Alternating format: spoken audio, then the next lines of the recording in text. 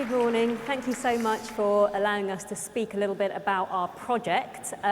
My name is Mukta and I am a food anthropologist. I'm an academic from SOAS Food Study Centre, the University of London, and I've been researching Chinese food for the last 7 years, so from about 2012. And this is Andrew Wong. He's a Michelin-starred chef owner of Wong's in Victoria, not 10 minutes away from here. And he's been running his restaurant empire for the last 10 years.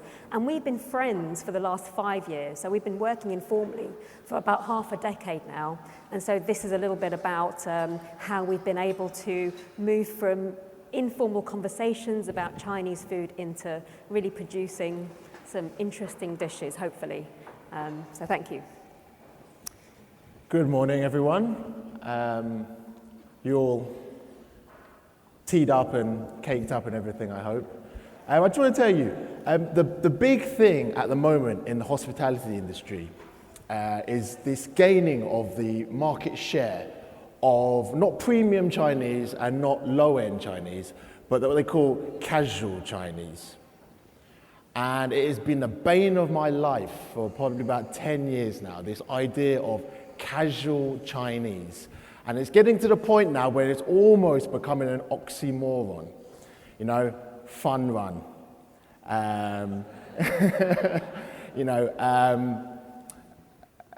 Airplane food.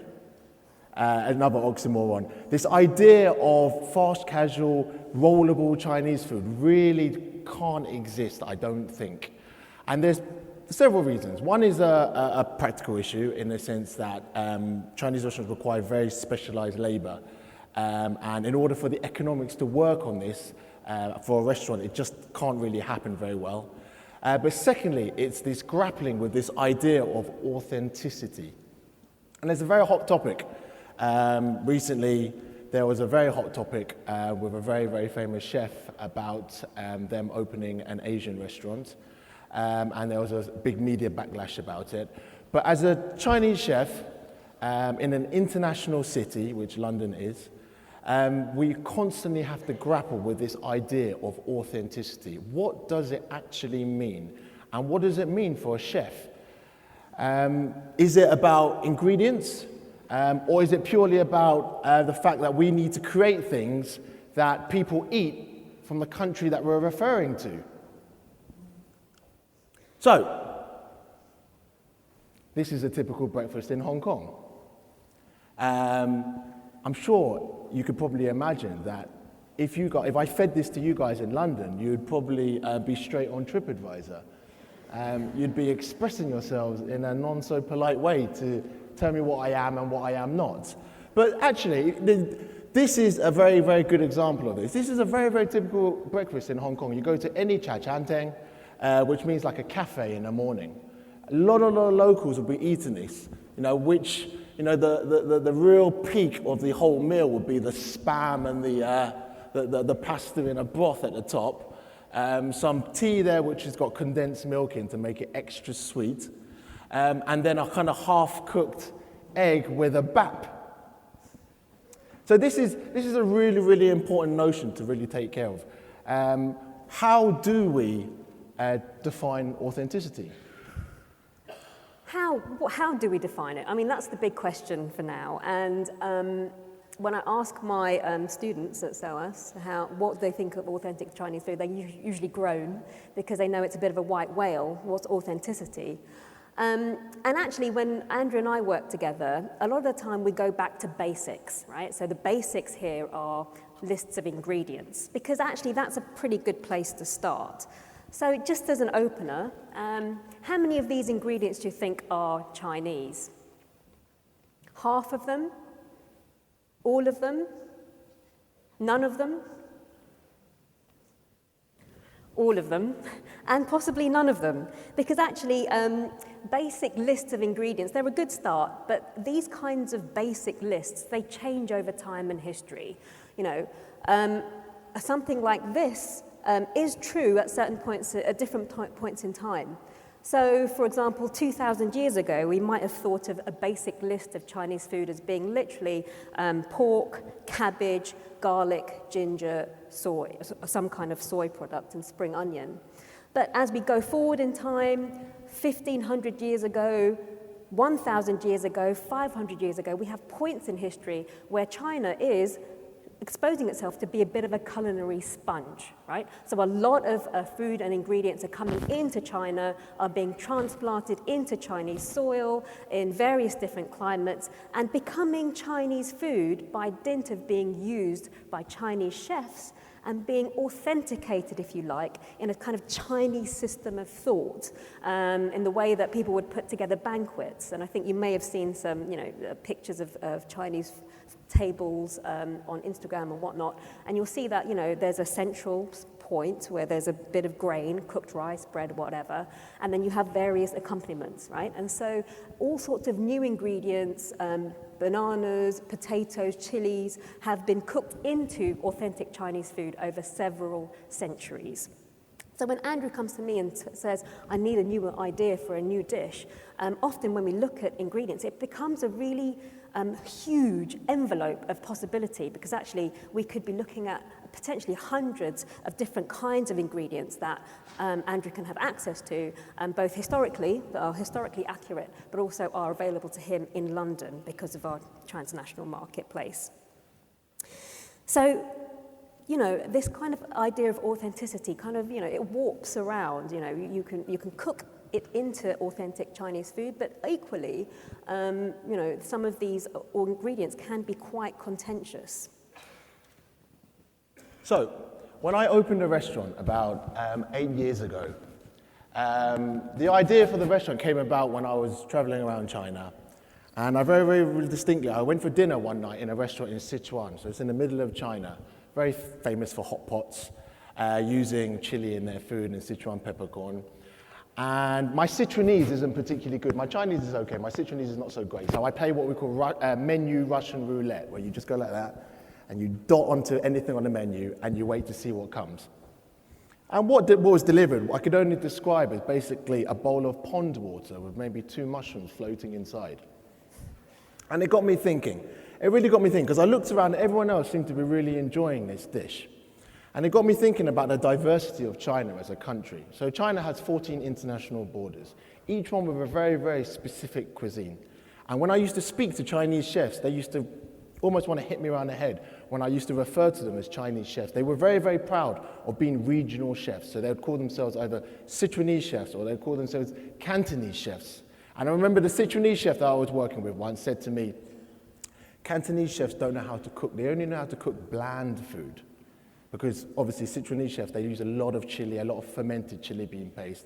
And if you go to Hong Kong, a lot of Cantonese chefs will constantly say things are too salty. They will constantly, because actually Cantonese food is kind of lighter in preparation, kind of based around kind of very, very fresh ingredients. Normally seafood comes straight out of the tank, or other things come straight out of the tank or are living until the order is placed. So anyway, I came back to London and we wanted to open this restaurant to show the diversity of China. It's not always great, right? I'm lucky that I've got relatively good ways of dealing with criticism. But I mean, if you look at it, and I don't really take it to heart now, it's just part and parcel of owning a restaurant. If you're going to own a restaurant, you've got to take criticism. So food was freshly prepared, but not authentic at all. I would say it's a mix between Chinese and Western food. I don't even know what that actually means, to tell you the truth. I tell you, the one thing I always pride myself on in a restaurant is that the only thing that we never do, we never ever change base stock recipes, right? So we have about 20 stocks in a restaurant. Those stocks are always the original recipe that I was taught during my travels in China and over the years through other chefs in China and other chefs in other countries. So I don't quite know what they mean by that. Food did taste okay, but I expected much more since I saw this restaurant had a high Yelp rating. Sorry, Yelp. But because I'm a Chinese American from California, where there are a lot of authentic Chinese food, my expectation was high. Now, over my years of running a Chinese restaurant, the only thing I can tell you is just because you're Chinese, it doesn't make you an expert on Chinese food. You know, I'm really, really sorry. If your restaurant is full of Chinese people, it also doesn't mean that your Chinese restaurant is authentic. It means your restaurant is quite cheap, actually. So actually it means that my mum will go to it, my grandma will go to it, and not have to worry too much and get free hot water with lemon, probably moan a bit about the food. So this criticism, you know, it's a constant battle that we have to do. But actually, the work that we do with Mukta is very important because as a chef, you know, we constantly need to reaffirm, you know, the decisions we make in a kitchen. And it was a massive turning point for me, actually, when I started working with Mukta, when she would tell me simple things like, where did chilies come from? You know, chilies didn't arrive in China until the 16th century. You know, that's an important consideration to take, considering as a chef's perspective, I use a lot of chili. You know, fermented chili, salted chili, you know, cooked chili, raw chili, dried chili, semi-dried chili. We use a lot, and loads of different types of it. And for someone to turn around and go, you know what, it's not a Chinese ingredient. It arrived in the 16th century from South America. You know, and then I'm talking to Mukta's supervisor at SOAS, and he's telling me about potatoes. So he's telling me now, actually, you know, rice grain is very, very expensive to produce and grow. So actually, the Chinese government now is making massive incentives to try to turn paddy fields into potato farms. You know, and they're doing it in a very specific way. They're doing it in a way of basically labeling potatoes as a luxury ingredient. Now you have to be, you know, we have to kind of really engage with that comment actually, because they're saying that in China, they're trying to make potatoes luxury. Now what will happen therefore is that chefs like myself, we will ultimately, if there's not very much rice around, we will automatically start veering towards what is available. And if potatoes are available and the general public are beginning to feel that by eating potatoes, you are somehow elevating yourself to a higher social position, it's something very special, something very revered, then actually what we're doing is that we're changing our notion of authenticity. And 20, 30, 40, 50, 100 years down the line, when it trickles back down to the UK, that notion of authenticity will also change. Little do they know that many Chinese takeaways have been serving chips for about 40 years. But these notions are really important. So what I want to just show you quickly is how does a chef work with an anthropologist? Normally a lot later than that. That is an 8:37 conversation. Normally it takes place about 2 a.m. But Mukta, you know, we have a very, very interesting dynamic in the sense that I'm very practical. Anthropologists have a tendency, like most academics, to basically try to, create meaning is the best way that I can put it. You know, you have to write a 50,000-word thesis, so you have to create some meaning. Whereas from a chef's point of view, I'm primarily only really interested in one thing, which is basically, does it taste good? Does it taste good? So Mukta will send us a lot of ideas, and she will say, there's this cultural relevance, and it could mean this, and it could mean this, and you know, people from this hierarchy were talking about this, and my only real kind of conversation back to Mukta a lot of the time is, I think it could have been a possibility or it couldn't be a possibility, purely on the levels of deliciousness. And really it is about a conversation. There are lots of ways that chefs and academics work together. Heston is a clear example of somebody who's worked with a food scientist on the shape and the display of his food. But what we do, because I'm a cultural anthropologist and Andrew's really, really interested in the culture of Chinese food, what we end up doing is having these random conversations. We have face-to-face conversations, often once a week, but most of the time we're on WhatsApp, and it will be just a back and forth. Sometimes clarifications, sometimes it will start with a question about a particular ingredient or a photo that Andrew's seen or an image of a Buddhist temple that I want to forward to him. And then something so random then slowly turns into a dish. And so this is an example of, well, actually didn't have space to put in the rest of it, and you'd no doubt be, it would take you down some rabbit holes. But there is a dish at the end of this. And so it's just a brief snapshot of what our conversations face-to-face and on WhatsApp, which is literally our virtual office, look like when we work together. So a lot of this is all about my reading up or after Andrew's asked me questions, and then him testing things out in his kitchen and going back and forth and testing and re-tasting to see if the dish works, both as a modern restaurant dish as well as something that is historically kind of paints a picture of a region or a place in China that evokes something quite, real and authentic, basically. And I think the more that we work together, the more we realize that this idea of authenticity is completely fluid. Your perception of what is authentic Chinese is going to be very different to someone else's. My grandparents arrived in the UK in the 1960s in a place called Nuneaton. I don't know if you know this place. It's very glamorous, near Birmingham. And I remember very, very vividly, actually, growing up, right? We would eat Chinese food in London. And actually, Chinese food in the 80s was very, very good, actually, because a lot of the chefs were directly from Hong Kong. And so they were just cooking the food that they'd learned in Hong Kong. Now, when you went back to Nuneaton, for example, it was a very kind of different kind of demographic. You would get kind of Mr. Whippy, and you would get sushi, and you get deep fried everything.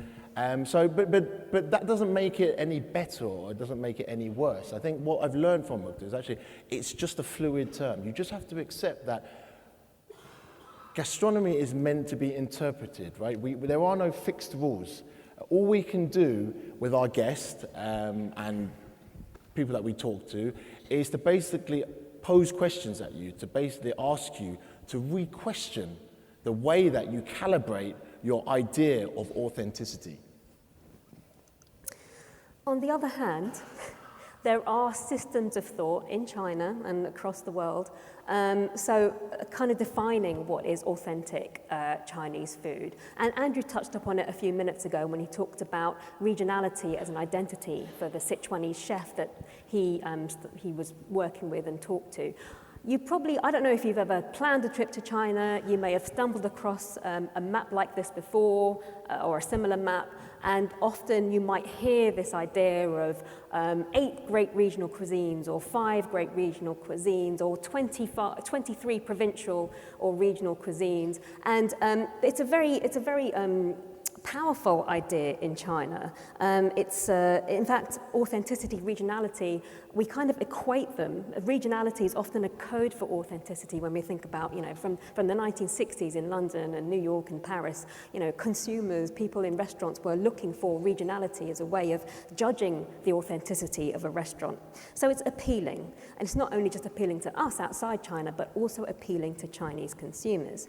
And it's kind of well documented that Chinese elites and regional restaurant systems, so these Chinese chefs were kind of brought up out of this regional restaurant system. They are Sichuanese because they are Sichuanese. They were taught Sichuanese food from the masters while they were apprenticing, and so on and so forth. And they are taught to kind of reproduce this cuisine. So you get this idea that they are basically beating the bounds. They are cooking the boundaries of that regional food, and they kind of have to do that. Each generation has to do that because, as I think we've tried to explain, a lot of these regions are very fluid.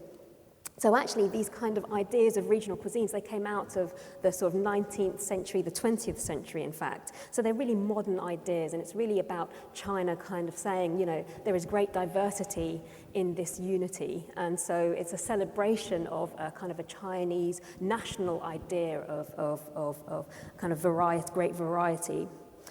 So, I won't go into this now, but there are a lot of similarities in the foods that you see.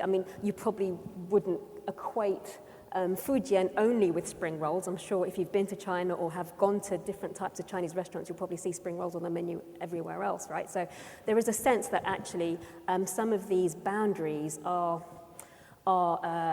important. They are important culturally, but also they have to be talked about. There's kind of a food semantics. They have to be kind of reproduced every time a conversation happens about a regional cuisine. Cookbooks are important. Food programs are important to kind of keep this regional identity alive, and you know, as a political project as well. So, what if I was to tell you that your idea of authenticity, you probably have very little control over it, in the sense like things like tourism may or may not, whether you know it or not, actually completely define how you perceive authenticity in your head. And I use Michelin and other award bodies as a great example, right? Michelin every September is like the worst time of every chef's life. You wait on your phone and they send you a secret text message with like a code on it, and it tells you to show up at a certain time, at a certain place on a certain day, and you just go up to this place and you scan yourself in, and it's an award ceremony. But what I want to tell you about Michelin is, from my perspective, they define nowadays, they're like a contemporary way in which people define their ideas on food. So, for example, nowadays they're massively globally expanding. So 10 years ago, the knowledge that the UK had about Thai food was actually relatively low. There were probably like 3 or 4 Thai restaurants in London, and people's general knowledge was pretty basic about Thai food. Now, Michelin have gone into Thailand, and they have invested massively into creating a guide there. And so now there are these bands, or basically you can be a 1-star Thai restaurant in Thailand, or you can be a 3-star Thai restaurant in Thailand.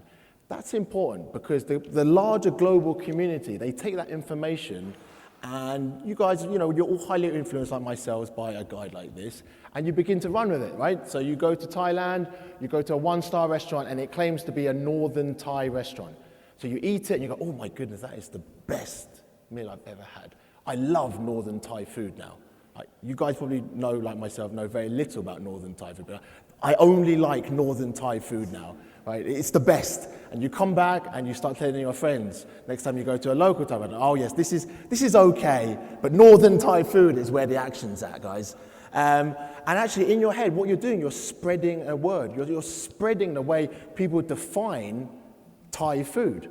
So basically what you are inadvertently doing, you are actually contributing to yourself, your friend that you're going to try and push this message to, on their idea of Thai food. So when they go to Thailand or when they talk to the next person, they begin to reconfigure in their mind or what they deem to be authentic. And actually, since China's opened up from the early 80s, what you have is a breakdown of this kind of regional, traditional replication of regional cooking, and you have a lot more young chefs, a lot of new investment into restaurant cuisines, and so you have a lot more experimentation with regional foods. And what we'll probably see in the next decade is actually a very a transformation of regional cuisine in a way that we, at the moment, it's what comes out of China looks very folksy, looks very rural, looks very peripheral, but what we'll find is that there'll be an uptick, this kind of middle ground that Andrew talks about, and it will look quite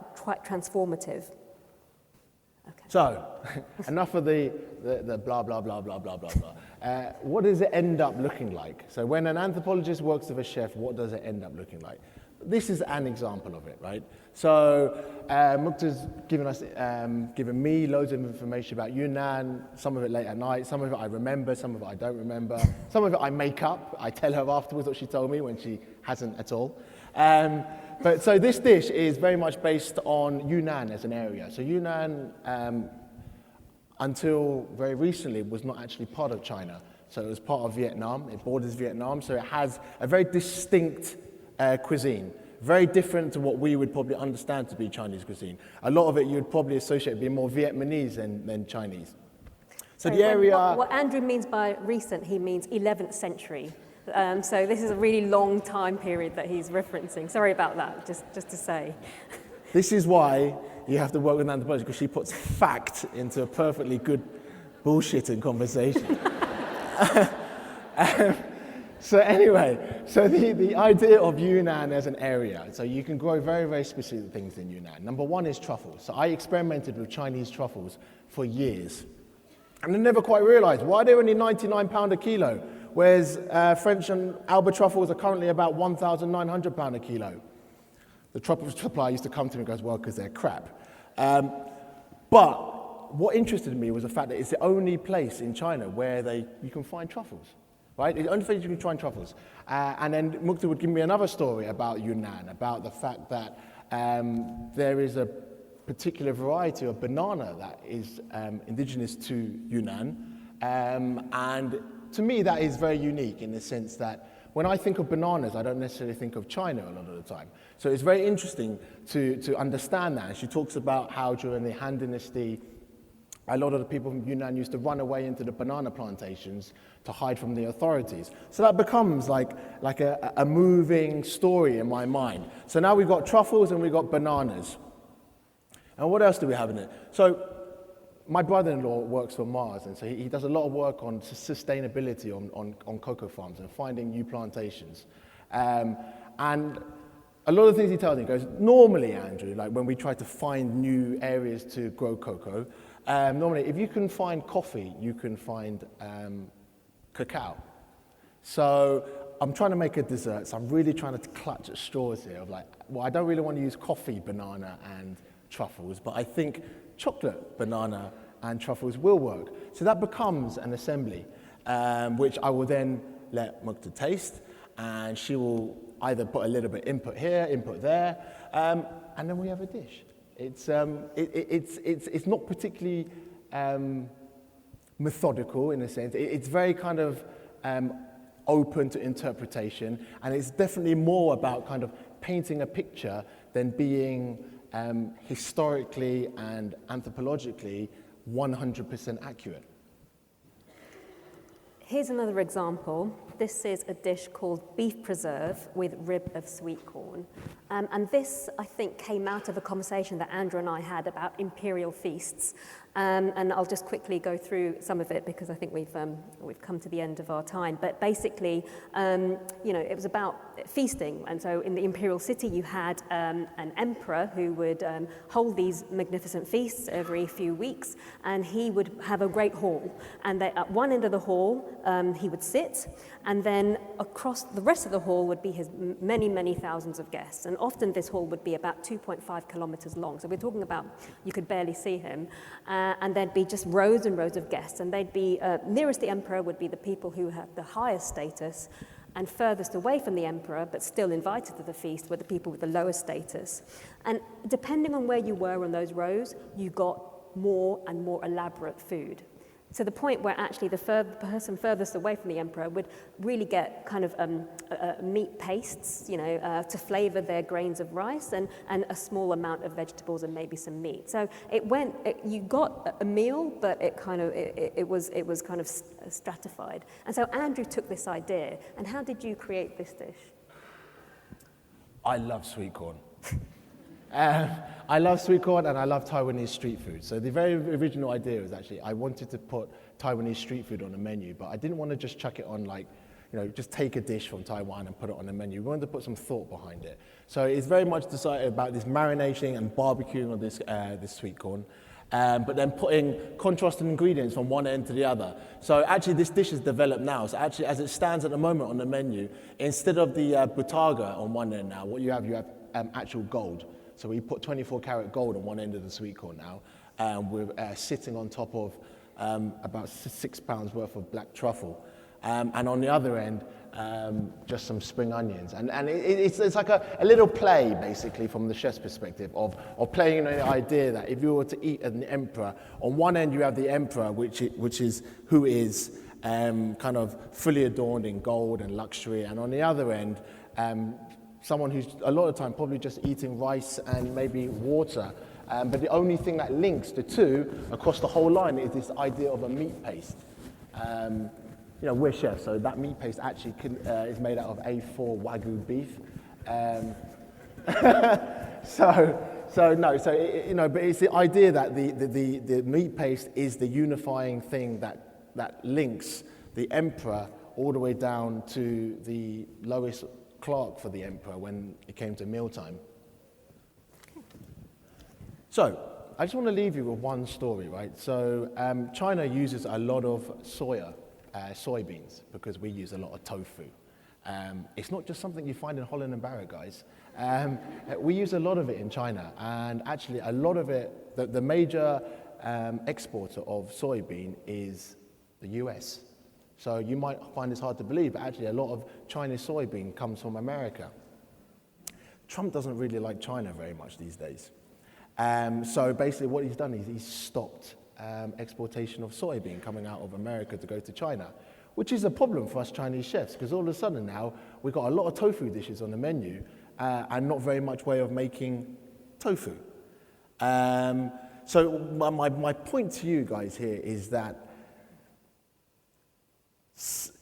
we might just be chefs and we might just be anthropologists, but in a wider world, you know, the way that you guys process your ideas of authenticity, the way that you interact with a ethnic cuisine, actually, it's part of a much wider world.